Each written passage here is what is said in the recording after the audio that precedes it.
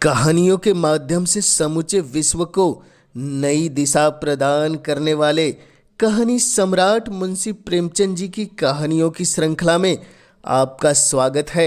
लीजिए आज सुनते हैं कहानी माँ। तो लीजिए अब पेशे खिदमत है आपके लिए कहानी माँ। आज बंदी छूटकर घर आ रहा है। करुणा ने एक दिन पहले ही घर लीप पोत रखा था। इन 3 वर्षों में उसने कठिन तपस्या करके जो 10-5 रुपए जमा करके रखे थे वह सब पति के सत्कार और स्वागत की तैयारियों में खर्च कर दिए। पति के लिए धोतियों का जोड़ा लाई थी, नए कुर्ते बनवाए थे। बच्चे के लिए नए कोट और टोपी का आयोजन की थी। बार बार बच्चे को गले लगाती और प्रसन्न होती। अगर इस बच्चे ने सूर्य की भांति उदय होकर उसके अंधेरे जीवन को प्रदीप्त न कर दिया होता तो कदाचित ठोकरों ने उसके जीवन का अंत कर दिया होता। पति के कारावास के दंड के 3 महीने बाद इस बालक का जन्म हुआ। उसी का मुंह देख देखकर करुणा ने यह 3 साल काट दिए थे। वह सोचती, जब मैं बालक को उनके सामने ले जाऊंगी तो वह कितने प्रसन्न होंगे। उसे देखकर पहले तो चकित ही हो जाएंगे, फिर गोद में उठा लेंगे और कहेंगे, करुणा, तुमने यह रत्न देकर मुझे निहाल कर दिया। कैद के सारे कष्ट बालक की तोतली बोली में भूल जाएंगे। उसकी एक सरल पवित्र मोहक दृष्टि हृदय की सारी व्यथाओं को धो डालेगी। इस कल्पना का आनंद लेकर वह फूली न समाती। वह सोच रही थी, आदित्य के साथ बहुत से आदमी होंगे। जिस समय वह द्वार पर पहुंचेंगे, जय जय शंकर की ध्वनि से आकाश गूंज उठेगा। वह कितना स्वर्गीय दृश्य होगा। उन आदमियों के बैठने के लिए करुणा ने एक फटा सा टाट बिछा दिया था।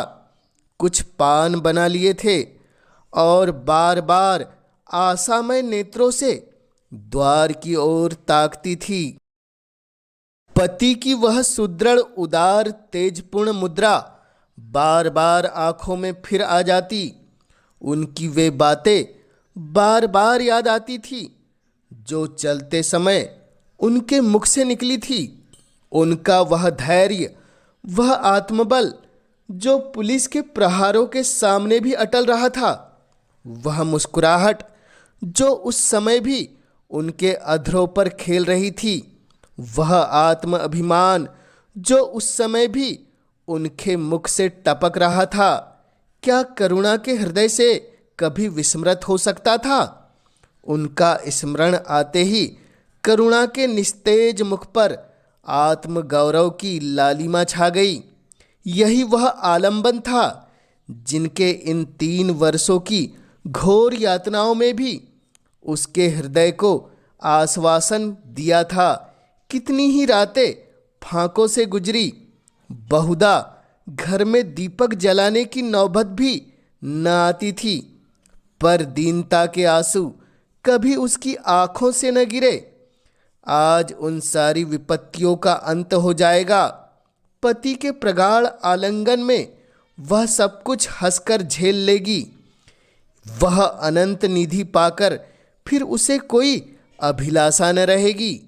गगन पथ का चिरगामी पथिक लपका हुआ विश्राम की ओर चला जाता था। जहां संध्या ने सुनहरी फर्श सजाया था और उज्जवल पुष्पों की सेज बिछा रखी थी, उसी समय करुणा को एक आदमी लाठी टेकता आता दिखाई दिया। मानो किसी जीर्ण मनुष्य की वेदना ध्वनि हो। पग पग पर करुणा खांसने लगता था।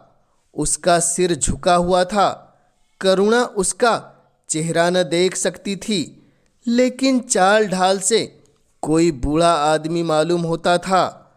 पर एक क्षण में जब वह समीप आ गया तो करुणा उसे पहचान गई।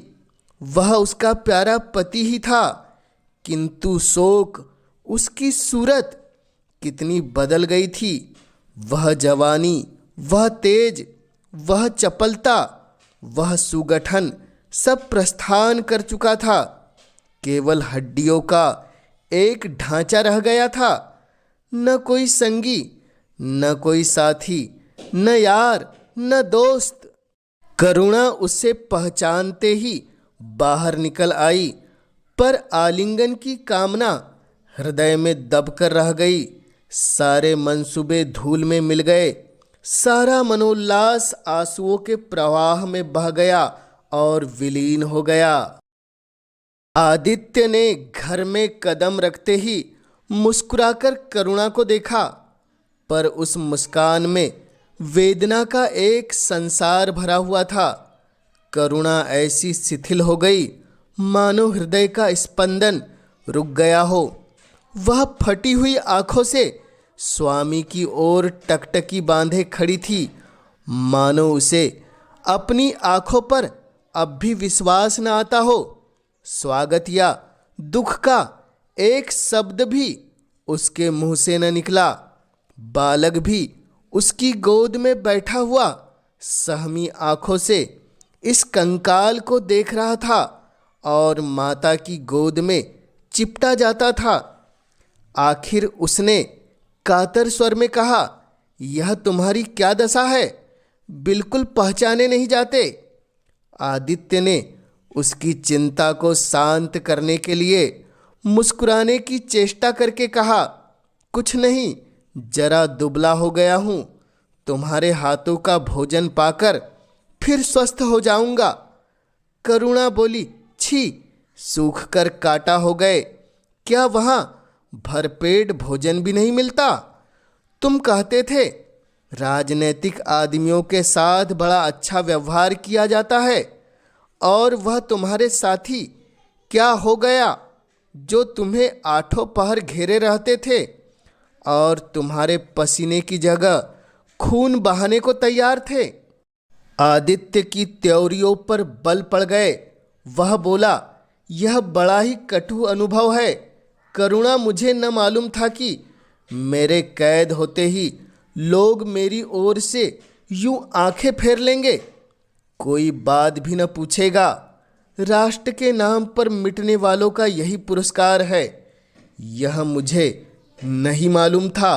जनता अपने सेवकों को बहुत जल्द भूल जाती है और वह यह जानती है, लेकिन अपने सहयोगी और सहायक इतने बेवफा होते हैं, इसका मुझे यह पहला ही अनुभव हुआ।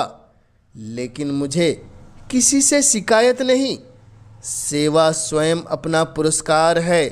मेरी भूल थी कि मैं इसके लिए यश और नाम चाहता था। करुणा बोली, तो क्या वहाँ भोजन भी नहीं मिलता था? आदित्य ने कहा, यह न पूछो करुणा, बड़ी करुण कथा है। बस यही गनीमत समझो कि जीता लौट आया। तुम्हारे दर्शन बदे थे। नहीं, कष्ट तो ऐसे ऐसे उठाए कि अब तक मुझे प्रस्थान कर जाना चाहिए था। मैं जरा लेटूंगा, खड़ा नहीं रहा जाता। दिन भर में इतनी दूर आया हूँ। करुणा बोली, चलकर कुछ खा तो लो, आराम से लेटो। बालक को गोद में उठाकर, बाबूजी, है बेटा, तुम्हारे बाबूजी, इनकी गोद में जाओ, तुम्हें प्यार करेंगे।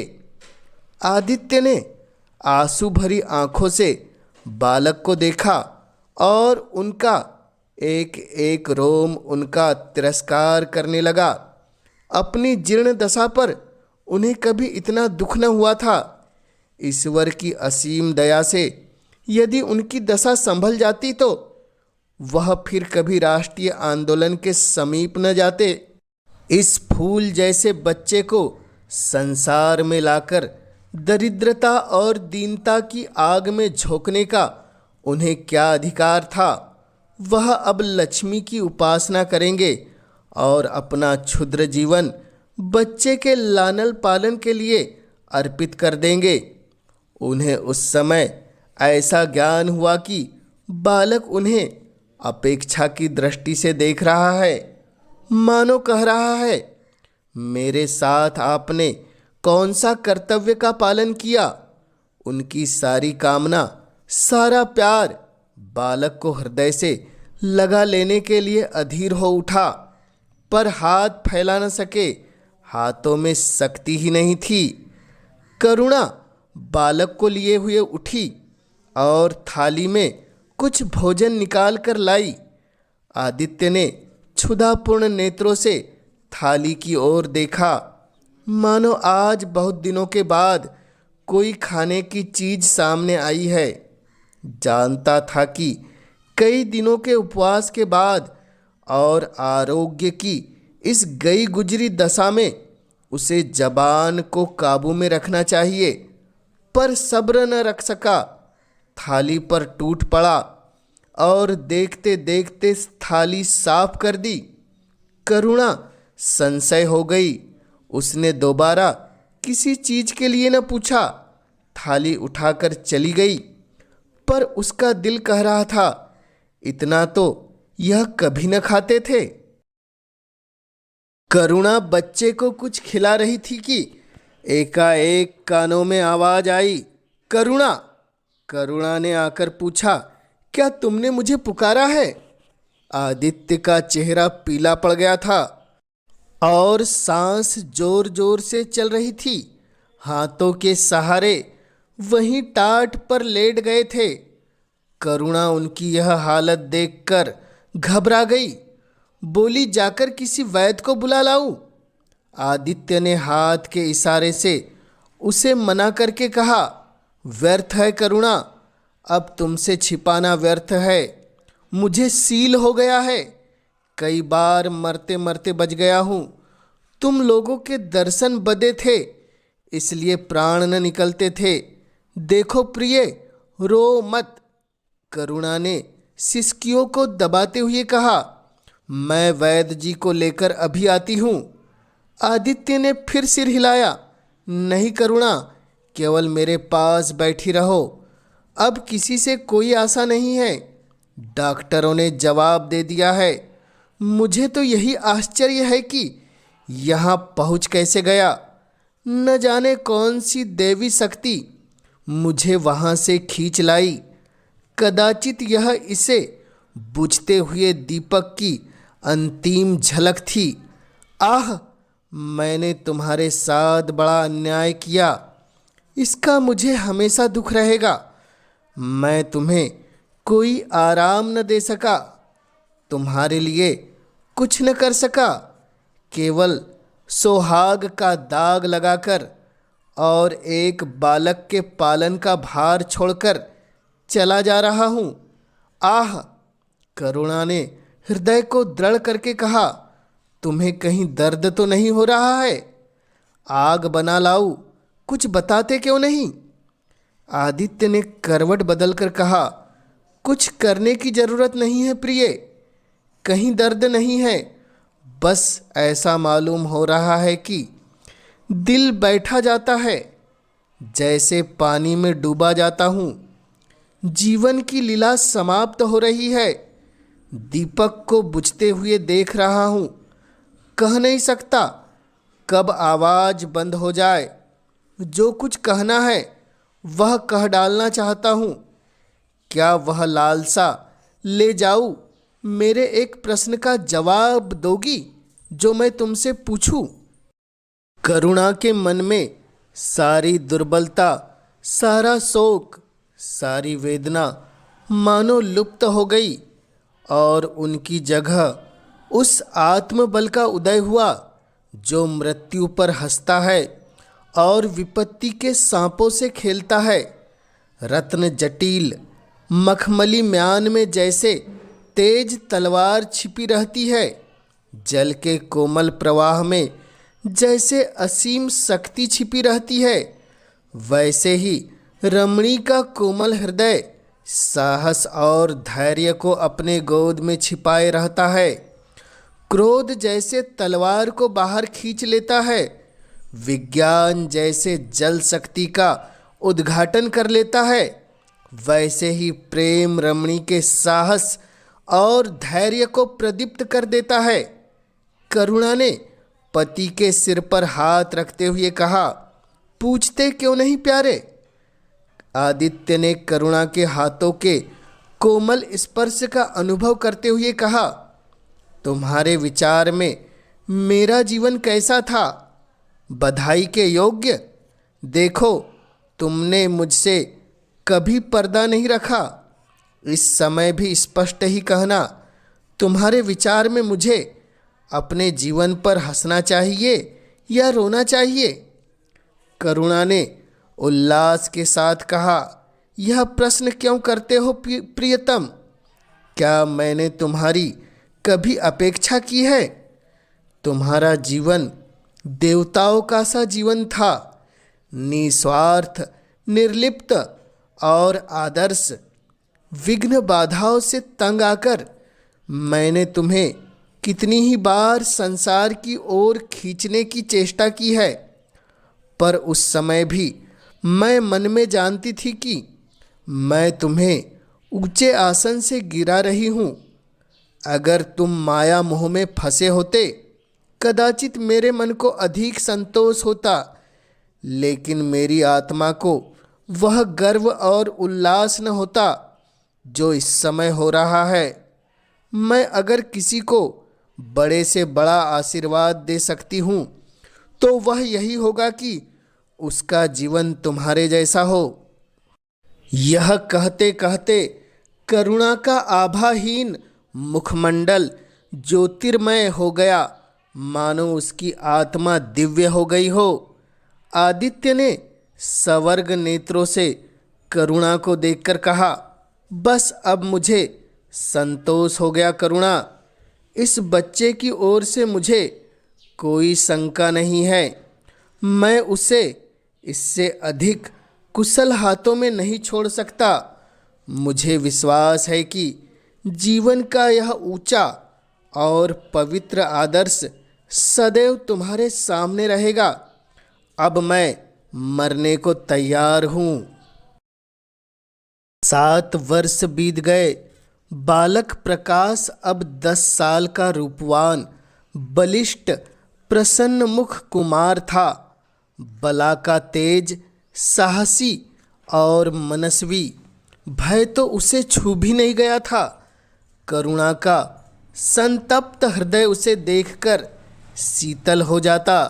संसार करुणा को अभागिनी और दीन समझे। वह कभी भाग्य का रोना नहीं रोती। उसने उन आभूषणों को बेच डाला जो पति के जीवन में उसे प्राणों से भी प्रिय थे, और उस धन से कुछ गाय और भैंसे मोल ली। वह कृषक की बेटी थी और गौ पालन उसके लिए कोई नया व्यवसाय नहीं था। इसी को उसने अपनी जीविका का साधन बनाया।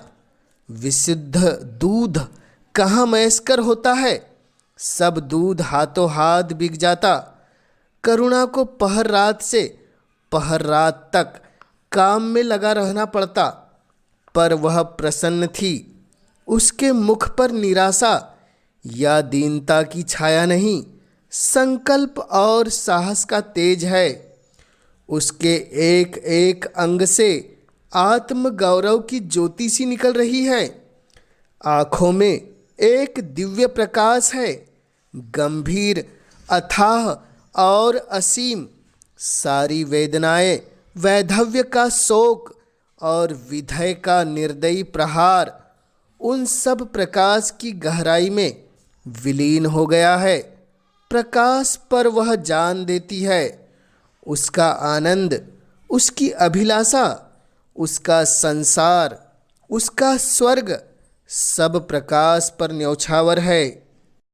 पर यह मजाल नहीं कि प्रकाश कोई शरारत करे और करुणा आंखें बंद कर ले।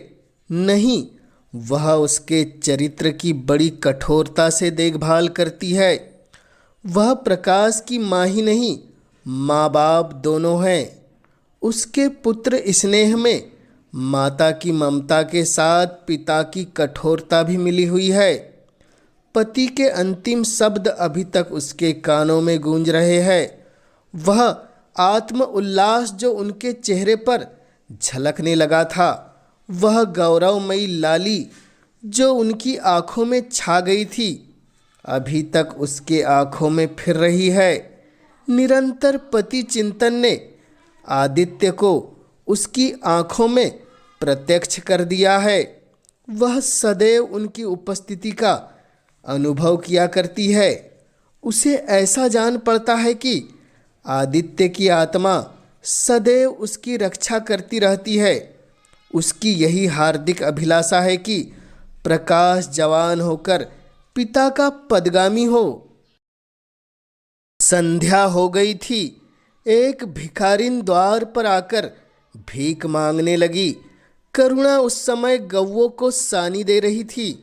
प्रकाश बाहर खेल रहा था। बालक ही तो था। शरारत सूझी, घर में गया और कटोरे में थोड़ा सा भूसा लेकर बाहर निकला। भिखारिन ने अपनी झोली फैला दी। प्रकाश ने भूसा उसकी झोली में डाल दिया और जोर जोर से तालियां बजाता हुआ भागा। भिखारिन ने अग्निमय नेत्रों से देखकर कहा, वाह रे लाडले, मुझसे हंसी करने चला है। यही माँ बाप ने सिखाया है, तब तो खूब कुल का नाम जगाओगे। करुणा उसकी बोल सुनकर बाहर निकल आई और पूछा, क्या है माता, किसे कह रही हो? भिखारिन ने प्रकाश की तरफ इशारा करके कहा, वह तुम्हारा लड़का है ना? देखो, कटोरे में भूसा भरकर मेरी झोली में डाल गया है। चुटकी भर आटा था, वह भी मिट्टी में मिल गया। कोई इस तरह दुखियों को सताता है? सबके दिन एक से नहीं रहते। आदमी को घमंड नहीं रखना चाहिए। करुणा ने कठोर स्वर में पुकारा, प्रकाश। प्रकाश लज्जित न हुआ। अभिमान से सिर उठाए हुए आया और बोला, यह हमारे घर भीख मांगने क्यों आई है? कुछ काम क्यों नहीं करती? करुणा ने उसे समझाने की चेष्टा करके कहा, शर्म तो नहीं आती, उल्टे और आंखें दिखाते हो। प्रकाश बोला, शर्म क्यों आए? यह क्यों रोज भीख मांगने आती है? हमारे यहाँ क्या कोई चीज मुफ्त आती है? करुणा ने कहा, तुम्हें कुछ न देना था तो सीधे कह देते जाओ, तुमने यह शरारत क्यों की? प्रकाश बोल उठा, उसकी आदत कैसे छूटती? करुणा ने बिगड़कर कहा, तुम अब पिटोगे मेरे हाथों। प्रकाश बोला, पिटूंगा क्यों? आप जबरदस्ती पिटेगी। दूसरे मुल्कों में अगर कोई भीख मांगे तो कैद कर लिया जाए, यह नहीं कि उल्टे भिखमंगों को और सह दिया जाए। करुणा बोली, जो अपंग है वह कैसे काम करे? प्रकाश ने कहा, तो जाकर डूब मरे, जिंदा क्यों रहती है? करुणा निरुत्तर हो गई। बुढ़िया को तो उसने आटा दाल देकर विदा किया, किंतु प्रकाश का कुतर्क उसके हृदय में फोड़े के समान टीसता रहा। इसने यह धृष्टता, यह अविनय कहाँ सीखा? रात को भी उसे बार बार यही ख्याल सताता रहा। आधी रात के समय एकाएक प्रकाश की नींद टूटी तो देखा लालटेन जल रही है और करुणा बैठी रो रही है। उठ बैठा और बोला, अम्मा, अभी तुम सोई नहीं? करुणा ने मुंह फेर कर कहा, नींद नहीं आई। तुम कैसे जाग गए? प्यास तो नहीं लगी है? प्रकाश बोला, नहीं अम्मा, न जाने क्यों आँख खुल गई। मुझसे आज बड़ा अपराध हुआ है अम्मा। करुणा ने उसके मुख की ओर स्नेह के नेत्रों से देखा। प्रकाश बोला, मैंने आज बुढ़िया के साथ बड़ी नटखटी की, मुझे क्षमा करो, फिर कभी ऐसी शरारत न करूँगा। यह कहकर वह रोने लगा। करुणा ने स्नेहार्द होकर उसे गले लगा लिया और उसके कपोलों का चुंबन करके बोली, बेटा, मुझे खुश करने के लिए यह कह रहे हो? या तुम्हारे मन में सचमुच पश्चाताप हो रहा है? प्रकाश ने सिसकते हुए कहा, नहीं अम्मा, मुझे दिल से अफसोस हो रहा है। अब की बार वह बुढ़िया आएगी तो मैं उसे बहुत से पैसे दूंगा। करुणा का हृदय मतवाला हो गया। ऐसा जान पड़ा आदित्य सामने खड़े बच्चे को आशीर्वाद दे रहे थे और कह रहे हैं, करुणा क्षोभ मत कर, प्रकाश अपने पिता का नाम रोशन करेगा, तेरी संपूर्ण कामनाएं पूरी हो जाएगी। लेकिन प्रकाश के कर्म और वचन में मेल न था और दिनों के साथ उनके चरित्र का यह अंग प्रत्यक्ष होता जाता था। जहीन था कि विश्वविद्यालय से उसे वजीफे मिलते थे। करुणा भी उसकी यथेष्ट सहायता करती रहती थी, फिर भी उसका खर्च पूरा न पड़ता था। यह मितव्ययिता और सरल जीवन पर विद्वत्ता से भरे हुए व्याख्यान दे सकता था, पर उसका रहन सहन फैशन के अंधभक्तों से जौ भर भी घटकर न था। प्रदर्शन की धुन हमेशा सवार रहती थी। उसके मन और बुद्धि में निरंतर द्वंद्व होता रहता था। मन जाति की ओर था, बुद्धि अपनी ओर। बुद्धि मन को दबाए रखती थी, उसके सामने मन की एक न चलती थी। जाति सेवा ऊसर की खेती है। वहाँ बड़े से बड़ा उपकार जो मिल सकता है वह है गौरव और यश, पर वह भी स्थायी नहीं, इतना अस्थिर कि एक क्षण में जीवन भर की कमाई पर पानी फिर सकता है। अतएव उसका अंतःकरण अनिवार्य वेग के साथ विलासमय जीवन की ओर झुकता था, यहाँ तक कि धीरे धीरे उसे त्याग और निग्रह से घृणा होने लगी। वह दुरवस्था और दरिद्रता को हे समझता था। उसको हृदय न था, भाव न थे, केवल मस्तिष्क था। मस्तिष्क में दर्द कहाँ, दया कहाँ? वह तो तर्क है, हौसला है, मंसूबे है। सिंध में बाढ़ आई, हजारों आदमी तबाह हो गए। विद्यालय ने वहाँ एक सेवा समिति भेजी। प्रकाश के मन में द्वंद्व होने लगा, जाऊँ या न जाऊँ। इतने दिनों अगर वह परीक्षा की तैयारी करे तो प्रथम श्रेणी में पास हो। चलते समय उसने बीमारी का बहाना कर दिया। करुणा ने लिखा, तुम सिंध न गए, इसका मुझे खेद है। तुम बीमार रहते हुए भी वहाँ जा सकते थे। समिति में चिकित्सक भी तो है। प्रकाश ने पत्र का उत्तर नहीं दिया।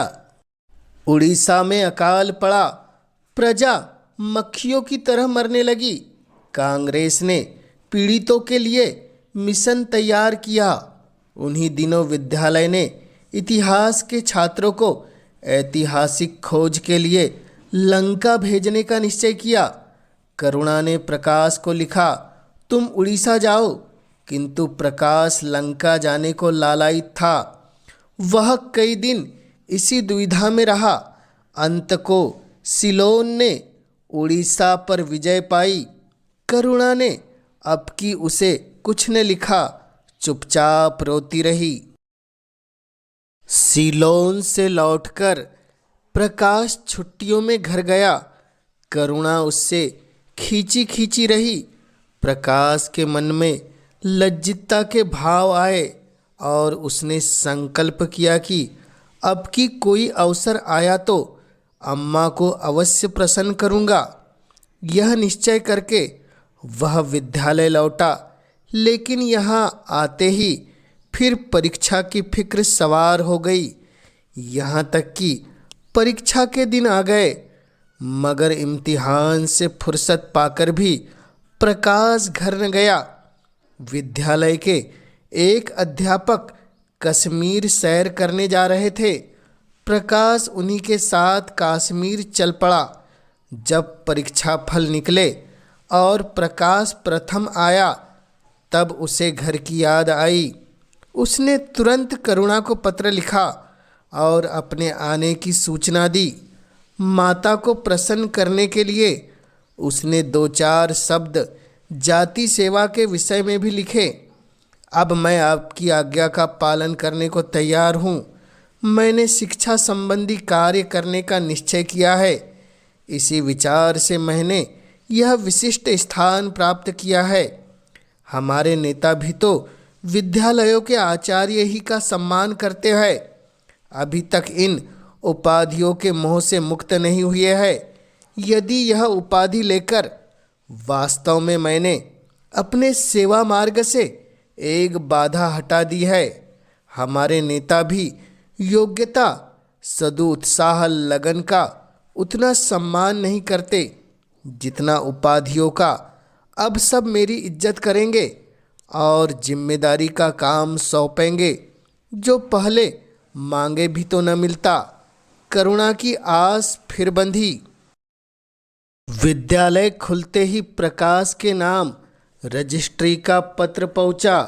उन्होंने प्रकाश को इंग्लैंड जाकर विद्या अभ्यास करने के लिए सरकार ने वजीफे की मंजूरी की सूचना दी थी। प्रकाश पत्र हाथ में लिए हर्ष के उन्माद में जाकर माँ से बोला, अम्मा, इंग्लैंड जाकर पढ़ने के लिए सरकारी वजीफा मिल गया। करुणा ने उदासीन भाव से पूछा, तो तुम्हारा क्या इरादा है? प्रकाश बोला, मेरा इरादा ऐसा अवसर पाकर भला कौन छोड़ता है। करुणा बोली, तुम तो स्वयं सेवकों में भर्ती होने जा रहे थे। प्रकाश बोला, तो क्या आप समझती है स्वयं सेवक बन जाना ही जाति सेवा है? मैं इंग्लैंड से आकर भी तो सेवा कार्य कर सकता हूँ। और अम्मा, सच पूछो तो एक मजिस्ट्रेट अपने देश का जितना उपकार कर सकता है उतना 1000 स्वयंसेवक मिलकर भी नहीं कर सकते। मैं तो सिविल सर्विस की परीक्षा में बैठूंगा और मुझे विश्वास है कि सफल हो जाऊंगा। करुणा ने चकित होकर पूछा, तो क्या तुम मजिस्ट्रेट हो जाओगे? प्रकाश बोला, सेवा भाव रखने वाला एक मजिस्ट्रेट कांग्रेस के 1000 सभापतियों से ज़्यादा उपकार कर सकता है। अखबारों में उसकी लंबी लंबी तारीफें न छपेगी, उसकी वक्तकृताओं पर तालियां न बजेगी, जनता उसके जुलूस की गाड़ी न खींचेगी और न विद्यालयों के छात्र उसको अभिनंदन पत्र देंगे। पर सच्ची सेवा मजिस्ट्रेट ही कर सकता है। करुणा ने आपत्ति के भाव से कहा, लेकिन यही मजिस्ट्रेट जो जाति के सेवकों को सजाए देते हैं उन पर गोलियां चलाते हैं। प्रकाश बोला, अगर मजिस्ट्रेट के हृदय में परोपकार का भाव है तो वह नरमी से वही काम कर सकता है जो दूसरे गोलियां चलाकर भी नहीं कर सकते। करुणा बोली, मैं यह न मानूंगी। सरकार अपने नौकरों को इतनी स्वाधीनता नहीं देती। वह एक नीति बना देती है और हर एक सरकारी नौकर को उसका पालन करना पड़ता है। सरकार की पहली नीति यह है कि वह दिन दिन अधिक संगठित और दृढ़ हो। इसके लिए स्वाधीनता के भावों का दमन करना जरूरी है। अगर कोई मजिस्ट्रेट इस नीति के विरुद्ध काम करता है तो वह मजिस्ट्रेट न रहेगा। वह हिंदुस्तानी मजिस्ट्रेट था जिसने तुम्हारे बाबूजी को जरा सी बात पर 3 साल की सजा दी। इस सजा ने उनके प्राण लिए। बेटा, इतनी बात मानो, सरकारी पदों पर न गिरो। मुझे यह मंजूर है कि तुम मोटा खाकर और मोटा पहनकर अपने देश की कुछ सेवा करो, इसके बदले कि तुम हाकिम बन जाओ और शान से जीवन बिताओ। यह समझ लो कि जिस दिन तुम हाकिम की कुर्सी पर बैठोगे उस दिन से तुम्हारा दिमाग हाकिमों का सा हो जाएगा। तुम यही चाहोगे कि अफसरों में तुम्हारी नेक नामी और तरक्की हो। एक गंवारू मिसाल लो। लड़की जब तक मैके में कुंवारी रहती है वह अपने को उसी घर का समझती है, लेकिन जिस दिन ससुराल चली जाती है वह अपने घर को दूसरे का घर समझने लगती है। माँ बाप भाई बंद सब वही रहते हैं, लेकिन वह घर अपना नहीं रहता। यही दुनिया का दस्तूर है। प्रकाश ने खींचकर कहा, तो क्या आप यही चाहती है कि मैं जिंदगी भर चारों तरफ ठोकरें खाता फिरूं? करुणा कठोर नेत्रों से देखकर बोली, अगर ठोकर खाकर आत्मा स्वाधीन रह सकती है तो मैं कहूँगी ठोकर खाना अच्छा है। प्रकाश ने निश्चय भाव से पूछा, तो आपकी यही इच्छा है? करुणा ने उसी स्वर में उत्तर दिया, हाँ, मेरी यही इच्छा है। प्रकाश ने कुछ जवाब न दिया, उठकर बाहर चला गया और तुरंत रजिस्ट्रार को इनकारी पत्र लिख भेजा। मगर उसी क्षण से मानो उसकी सिर पर विपत्ति ने आसन जमा लिया। विरक्त और विमन अपने कमरे में पड़ा रहता, न कहीं घूमने जाता, न किसी से मिलता। मुंह लटकाए भीतर आता, दो चार कौर खाता और फिर बाहर चला जाता। यहाँ तक कि 1 महीना गुजर गया। न चेहरे पर वह लाली रही, न वह ओज। आंखें अनाथों की मुख की भांति याचना से भरी हुई। ओठ हंसना भूल गए, मानो उस इनकारी पत्र के साथ उसकी सारी सजीवता, सारी चपलता, सारी सरसता विदा हो गई। करुणा उसके मनोभाव समझती थी और उसके शोक को भुलाने की चेष्टा करती थी, पर रूठे देवता प्रसन्न होते थे। आखिर एक दिन उसने प्रकाश से कहा, बेटा, अगर तुमने विलायत जाने की ठान ली है तो चले जाओ, मैं मना न करूँगी। मुझे खेद है कि मैंने तुम्हें रोका, मगर मैं जानती कि तुम्हें इतना आघात पहुँचेगा तो कभी नहीं रोकती। मैंने तो केवल एक विचार से रोका था कि तुम्हें जाति सेवा में मग्न देखकर तुम्हारे बाबूजी की आत्मा प्रसन्न होगी। उन्होंने चलते समय यही वसीयत की थी। प्रकाश ने रुखाई से जवाब दिया, अब क्या जाऊंगा, इनकारी खत लिख चुका। मेरे लिए कोई अब तक बैठा थोड़ी होगा। कोई दूसरा लड़का चुन लिया गया होगा और फिर करना ही क्या है। अब आपकी मर्जी है कि गांव-गांव की खाक छानता फिरूं तो वही सही। करुणा का गर्व चूर चूर हो गया। इस अनुमति से उसने बाधा का काम लेना चाहा था, पर सफल न हुई। बोली, अभी न चुना गया होगा, लिख दो, मैं जाने को तैयार हूँ। प्रकाश ने झुंझलाकर कहा, अब कुछ नहीं हो सकता, लोग हंसी उड़ाएंगे। मैंने तय कर लिया है कि जीवन को आपकी इच्छा के अनुकूल बनाऊंगा।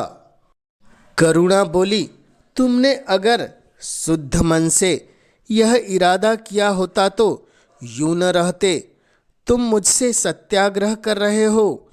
अगर मन को दबाकर मुझे अपनी राह का कांटा समझकर तुमने मेरी इच्छा पूरी भी की तो क्या, मैं तो जब जानती कि तुम्हारे मन में आप ही आप सेवा का भाव उत्पन्न होता, तुम आज ही रजिस्ट्रार साहब को पत्र लिख दो।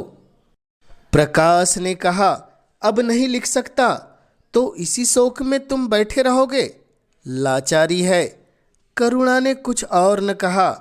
जरा देर में प्रकाश ने देखा कि वह कहीं जा रही है, मगर वह कुछ बोली नहीं। करुणा के लिए बाहर आना जाना कोई साधारण बात न थी, लेकिन जब संध्या हो गई और करुणा न आई तो प्रकाश को चिंता होने लगी। अम्मा कहाँ गई? यह प्रश्न बार बार उसके मन में उठने लगा। प्रकाश सारी रात द्वार पर बैठा रहा। भांति भांति की शंकाएं मन में उठने लगी। उसे अब याद आया, चलते समय करुणा कितनी उदास थी।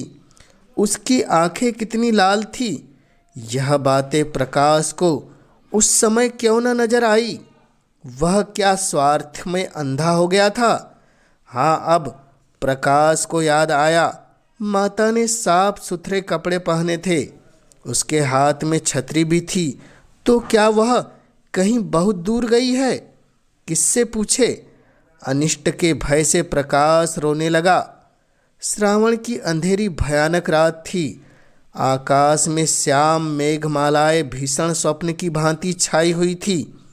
प्रकाश रह रह कर आकाश की ओर देखता था, मानो करुणा उन्हें मेघमालाओं में छिपी बैठी है। उसने निश्चय किया, सवेरा होते ही माँ को खोजने चलूँगा।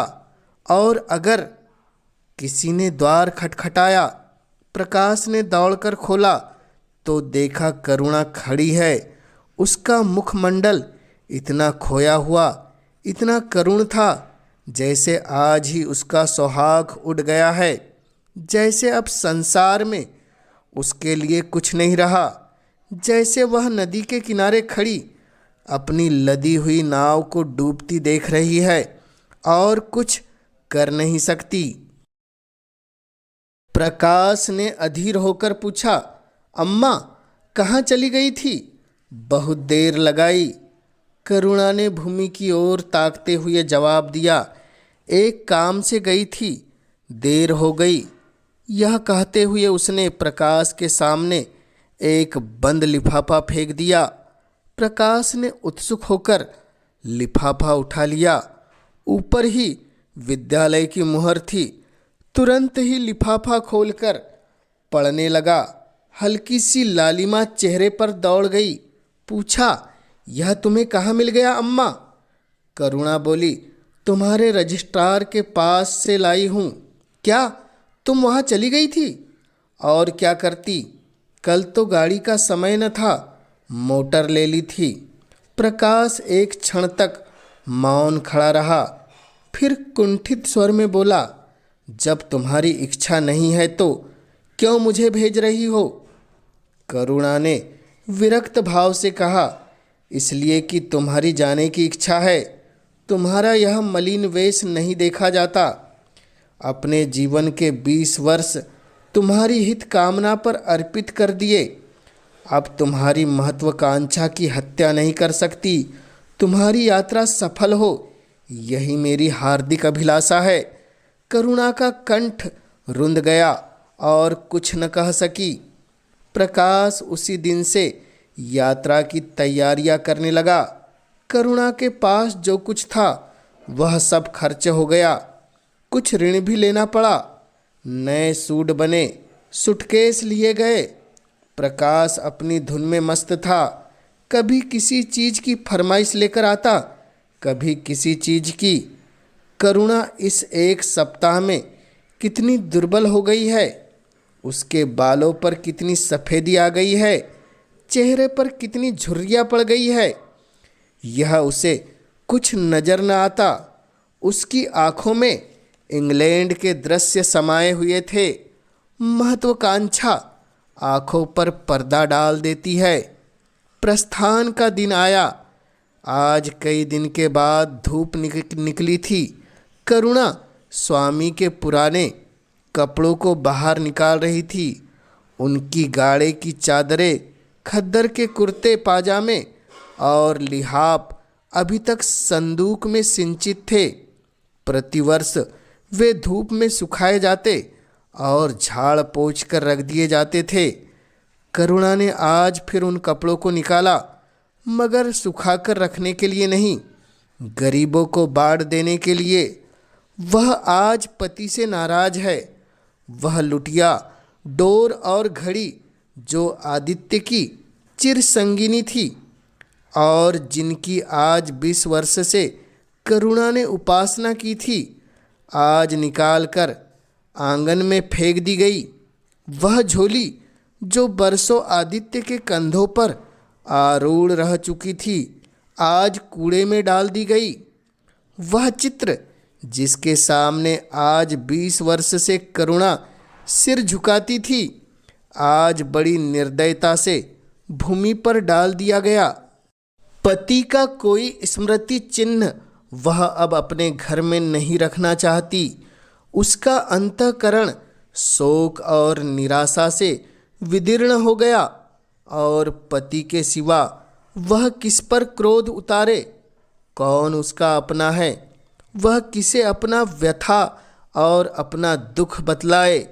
किसे अपनी छाती चीरकर दिखाए? वह होते तो क्या आज प्रकाश दास्ता की जंजीरें गले में डालकर फूला न समाता? उसे कौन समझाए कि आदित्य भी इस अवसर पर पछताने के सिवा और कुछ न कर सकते। प्रकाश के मित्रों ने आज उसे विदाई का भोज दिया था। वहाँ से वह संध्या समय कई मित्रों के साथ मोटर पर लौटा। सफ़र का सामान मोटर पर रख दिया गया। तब वह अंदर जाकर माँ से बोला, अम्मा जाता हूँ, बम्बई पहुँचकर पत्र लिखूँगा। तुम्हें मेरी कसम, रोना मत और मेरे खतों का जवाब बराबर देना।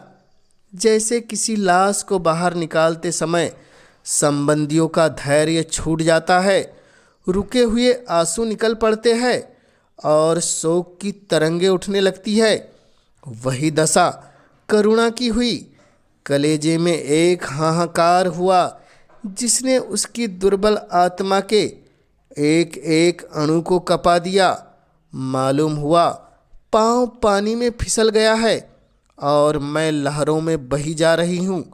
उसके मुख से शोक या आशीर्वाद का एक शब्द भी न निकला। प्रकाश ने उसके चरण छुए, अश्रुजल से माता के चरणों को पखारा, फिर बाहर चला गया। करुणा पाषाण मूर्ति की भांति खड़ी थी। सहसा ग्वाले ने आकर कहा, बहू जी भैया चले गए, बहुत रोते थे। तब करुणा की समाधि टूटी, देखा सामने कोई नहीं है। घर में मृत्यु का सा सन्नाटा छाया हुआ है और मानो हृदय की गति बंद हो गई है। सहसा करुणा की दृष्टि ऊपर उठ गई। उसने देखा कि आदित्य अपनी गोद में प्रकाश की निर्जीव देह लिए खड़े रो रहे हैं। करुणा पछाड़ खाकर गिर पड़ी। करुणा जीवित थी पर संसार से उसका कोई नाता न था। उसका छोटा सा संसार जिसे उसने अपनी कल्पनाओं के हृदय से रचा था, स्वप्न की भांति अनंत में विलीन हो गया था। जिस प्रकाश को सामने देखकर वह जीवन की अंधेरी रात में भी हृदय में आशाओं की संपत्ति लिए जी रही थी, वह बुझ गया और संपत्ति लुट गई। अब न कोई आश्रय था और न उसकी जरूरत। जिन गौओं को वह दोनों वक्त अपने हाथों से दाना चारा देती और सहलाती थी, अब खूंटे पर बंधी निराश नेत्रों से द्वार की ओर ताकती रहती थी। बछड़ों को गले लगाकर चुमकारने वाला अब कोई न था, जिसके लिए दूध दूहे मस्का निकाले। खाने वाला कौन था? करुणा ने अपने छोटे से संसार को अपने ही अंदर समेट लिया। किंतु एक ही सप्ताह में करुणा के जीवन ने फिर रंग बदला। उसका छोटा सा संसार फैलते फैलते विश्वव्यापी हो गया। जिस लंगर ने नौका को तट से एक केंद्र पर बांध रखा था, वह उखड़ गया। अब नौका सागर के अशेष विस्तार में भ्रमण करेगी, चाहे वह उद्दाम तरंगों के वक्ष में ही क्यों न विलीन हो जाए। करुणा द्वार पर जा बैठती और मोहल्ले भर के लड़कों को जमा करके दूध पिलाती। दोपहर तक मक्खन निकालती और वह मक्खन मोहल्ले के लड़के खाते। फिर भांति भांति के पकवान बनाती और कुत्तों को खिलाती। अब यही उसका नित्य का नियम हो गया। चिड़िया, कुत्ते, बिल्लियाँ, चींटे, चींटियाँ सब अपने हो गए। प्रेम का वह द्वार अब किसी के लिए बंद न था। उस अंगुल भर जगह में जो प्रकाश के लिए काफ़ी न थी, अब समस्त संसार समा गया। एक दिन प्रकाश का पत्र आया। करुणा ने उसे उठाकर फेंक दिया। फिर थोड़ी देर के बाद उसे उठाकर फाड़ डाला और चिड़ियों को दाना चुगाने लगी। मगर जब निसाय योगिनी ने अपनी धुनी जलाई और वेदनाएं उससे वरदान मांगने के लिए विकल हो होकर चली तो करुणा की मनोवेदना भी सजग हो उठी। प्रकाश का पत्र पढ़ने के लिए उसका मन व्याकुल हो उठा। उसने सोचा, प्रकाश मेरा कौन है, मेरा उससे क्या प्रयोजन। हाँ, प्रकाश मेरा कौन है, हृदय ने उत्तर दिया। प्रकाश तेरा सर्वस्व है, वह तेरे उस अमर प्रेम की निशानी है जिसके लिए तूने अपना जीवन इतनी विकट समस्या से गुजारा है। करुणा उस पत्र के टुकड़ों को जमा करने लगी, मानो उसके प्राण बिखर गए हो।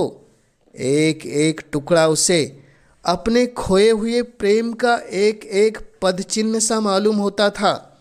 जब सारे पुर्जे जमा हो गए तो करुणा दीपक के सामने बैठकर उन्हें जोड़ने लगी, जैसे कोई वियोगी हृदय प्रेम के टूटे हुए तारों को जोड़ रहा हो। हाय री ममता, वह अभागिनी सारी रात उन पुर्जों को जोड़ने में लगी रही। पत्र दोनों ओर लिखा हुआ था, इसलिए पुर्जों को ठीक स्थान पर रखना और भी कठिन था। कोई शब्द, कोई वाक्य बीच में गायब हो जाता। उस एक टुकड़े को वह फिर खोजने लगती। सारी रात बीत गई पर पत्र अभी अपूर्ण था। दिन चढ़ गया। मोहल्ले के लड़के मक्खन और दूध की चाट में एकत्र हो गए। कुत्ते और बिल्लियों का आगमन हुआ। चिड़िया आ आकर आंगन में फुदकने लगी। कोई ओखली पर बैठी, कोई तुलसी के चौतेर पर। करुणा को सिर उठाने की फुर्सत नहीं। दोपहर हुआ, करुणा ने सिर उठाया। न भूख थी न प्यास थी। फिर संध्या हो गई पर वह पत्र अभी तक अधूरा था। पत्र का आशय समझ में आ रहा था। प्रकाश का जहाज कहीं से कहीं जा रहा है। उसके हृदय में कुछ उठा हुआ है। क्या उठा हुआ है? पर करुणा न सोच सकी। प्यास से तड़पते हुए आदमी की प्यास क्या ओस से बुझ सकती है? करुणा पुत्र की लेखनी से निकले हुए एक एक शब्द को पढ़ना और उसे अपने हृदय पर अंकित कर लेना चाहती थी। इस भांति 3 दिन गुजर गए। संध्या हो गई थी। 3 दिन की जगी आंखें जरा झपक गई। करुणा ने देखा, एक लंबा चौड़ा कमरा है। उसमें मेजें और कुर्सियां लगी हुई है। बीच में एक ऊंचे मंच पर कोई आदमी बैठा हुआ है। करुणा ने ध्यान से देखा, वह प्रकाश था। एक क्षण में एक कैदी उसके सामने लाया गया। उसके हाथ पांव में जंजीर थी, कमर झुकी हुई। यह आदित्य थे। करुणा की आंखें खुल गई, आंसू बहने लगे। पत्र के टुकड़ों को फिर समेट लिया और उसे जलाकर राख कर डाला। राख की एक चुटकी के सिवा वह कुछ न रहा। यही उस ममता की चिता थी जो उसके हृदय को विदीर्ण किए डालती थी।